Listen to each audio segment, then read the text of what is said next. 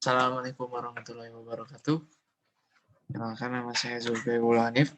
Saya dari kelas 11 IPS 1. Dan saya akan mempresentasikan bab 2 dari ekonomi, pertumbuhan dan pembangunan ekonomi. Pengertian dan teori pertumbuhan ekonomi. Pengertian pertumbuhan ekonomi adalah suatu keadaan di mana terjadi kenaikan PDB suatu negara tanpa memandang apakah kenaikan tersebut lebih besar atau lebih kecil dari tingkat. Teori pertumbuhan ekonomi. Teori pertumbuhan menurut Friedrich List adalah 1. Tahap berburu, 2. Tahap berternak, 3. Tahap bertani, 4. Tahap kombinasi bertani dan kerajinan, 4. Tahap kombinasi bertani, kerajinan, dan perdagangan. Yang kedua, pertumbuhan ekonomi menurut Bruno Hildebrand, perekonomian barter, kredit, dan uang. Yang ketiga, pertumbuhan ekonomi menurut Karl Bucher, 1A, perekonomian nasional, kota, dan perekonomian rumah tangga. Dan yang keempat,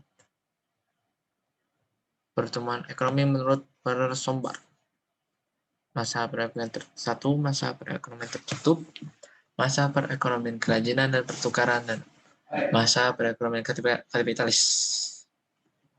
Selain masih banyak, pertumbuhan ekonomi menurut Walt Whitman Rostow, perekonomian tradisional, transisi lepas tandas menuju kedewasaan, dan perekonomian dengan tingkat konsumsi yang tinggi.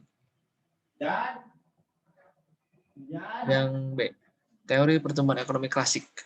Pokok-pokok pikiran ekonomi klasik mengenai tatanan ekonomi masyarakat adalah sebagai berikut. 1. Kebijakan pasar bebas.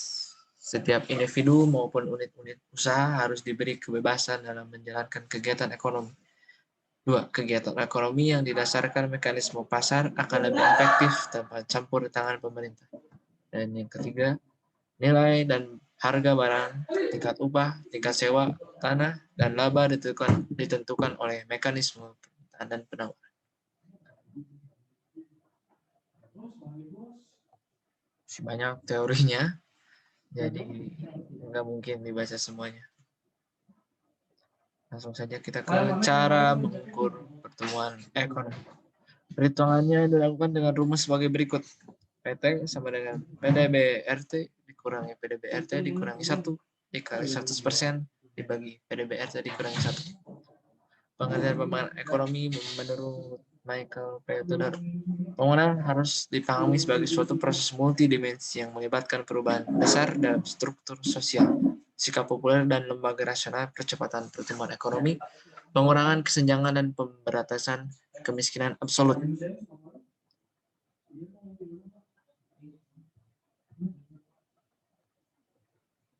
Sini masih banyak pengertiannya, saya cuma satu aja.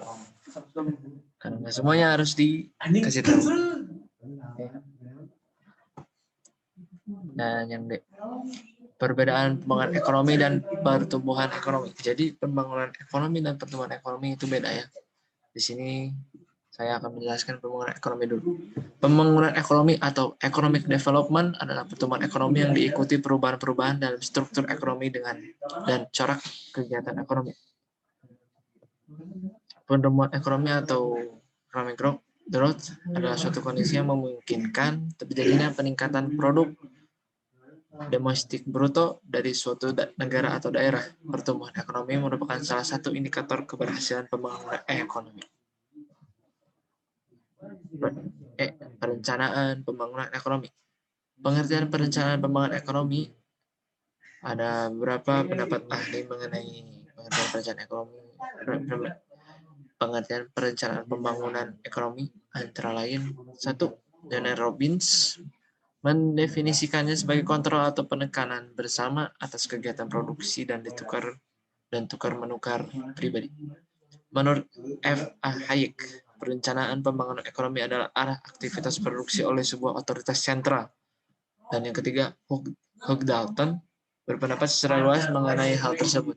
Arah tujuan yang sengaja ditentukan oleh orang-orang yang bertanggung jawab atas sumber daya kegiatan ekonomi. F. Faktor-faktor yang mempengaruhi pembangunan ekonomi. 1.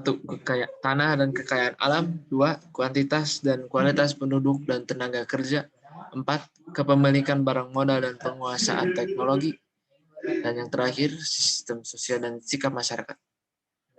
Permasalahan pembangunan ekonomi di negara berkembang. Biasanya ada rendahnya tingkat kehidupan atau low level of living, ini cuman bahasa Inggrisnya doang.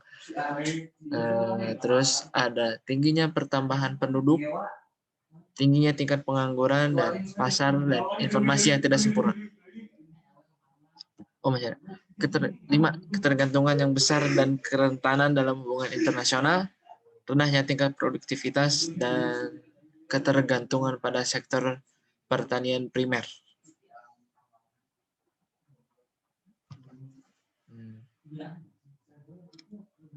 Dan ini kebijakan dan strategi pembangunan serta indikator keberhasilannya. Sini visi misi pembangunan nasional dari 2005 sampai 2025 adalah Indonesia mampu menjadi bangsa yang mandiri, maju, adil, dan makmur. Sementara itu, misi pembangunan nasional adalah sebagai berikut. Mewujudkan masyarakat berakhlak mulia, bermoral, beretika, berbudaya, dan beradab berdasarkan falsafah Pancasila. Dan yang kedua, mewujudkan bangsa yang berdaya saing.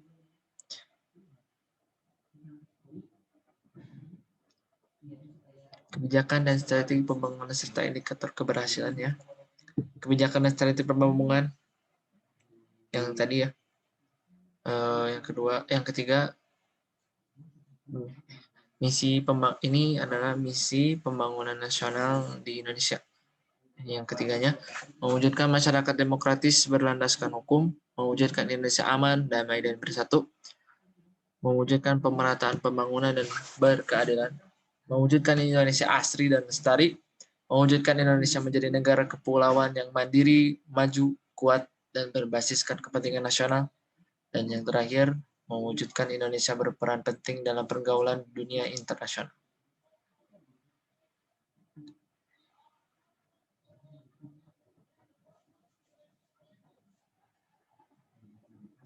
Yang B, rencana pembangunan jangka menengah 2005 sampai 2025, tahapan skala prioritas utama dan strategi RPJM, atau yang disingkat RPJM adalah rencana pembangunan jangka menengah.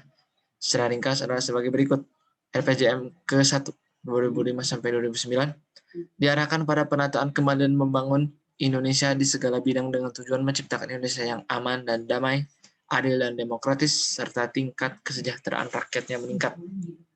Yang kedua, RPJM kedua dari tahun 2010 sampai 2014 ditujukan pada penataan kembali Indonesia di segala bidang yang menekankan pada upaya peningkatan kualitas sumber daya manusia, termasuk pengembangan kemampuan iptek, serta penguatan daya saing perekonomian. RPJM yang ketiga, 2015 sampai 2019 ditujukan pada pemantapan pembangunan secara menyeluruh di berbagai bidang dengan menekankan pencapaian daya saing kompetitif perekonomian berlandaskan keunggulan sumber daya alam dan sumber daya manusia berkualitas, serta kemampuan iptek yang terus meningkat. RPJM keempat dari tahun 2020 sampai 2025.